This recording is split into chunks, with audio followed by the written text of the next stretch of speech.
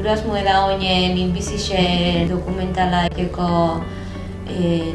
finantzak ditu batzie. Minbizixe daukebe, lehenengo pertsona, gertutik bizi den jende horren bizipena jaso. Minbizixa eukidabien pertsonen gana hurbilu, elkarrizketak egin euren bizipena jasotzeko. Euren inguruan minbizixa bizi izan dabien pertsonen testimonixuak bai jaso. Finantzak eta bilega biltze idea hori aurre emateko, idea hori daukideu, finantzak eta hori lortze du momentu, hasiko geha jende hori biltzen. Crowdfundingen bitartez, itxen duguna da gure proiektua kasu hontan Karena plataforman zintzirikatu eta lehen injako proiektua saldu eta gero zein dan gure asmoa eta segure dugun lortu dokumental honekin kasu hontan.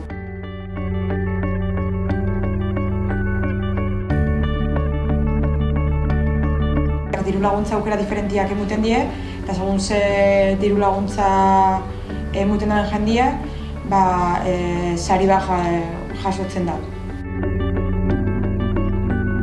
Hortik jasotzean dirue, kontako txe jungoa. Ez da diru asko da pixket bakoitzek bere auzolanan bidez, auzolaguntza horren bidez proiektuk aurra emateko laguntzi. Batemak ez baldin filatzen, suhandanekin kontaktu jarrizkio, harremanetan gurekin jarrizkio baita, batik irikita dauzko dut. Bai aurrekoen da bai ongoen, zuhunduan sortu genuen hori ez, tabu ziren gai horiei bueltatar diman eta alde positibo esautzia. Harrerakin nik uste nahiko garbi gelditzala, oso etxetik kontozan histori bat izan zela, eta minbiziekin bai hori nahi dugu iki ez. Gure asmoe da gai sozialak, tabu modun, estigma modun dauden gaien ingurun hitzeiki. Baina, hasiera baten gertutik dazkedun osetatik ez. Mundu ezberdinetatik gatoz, eta hau hasiera baten izan zen siniste genuen proiektu bati aurre egiteko ez. Eta bigarrengo batek hartzen du, eta momentuz horregatik die siniste duen proiektu horiei aurre egite ez.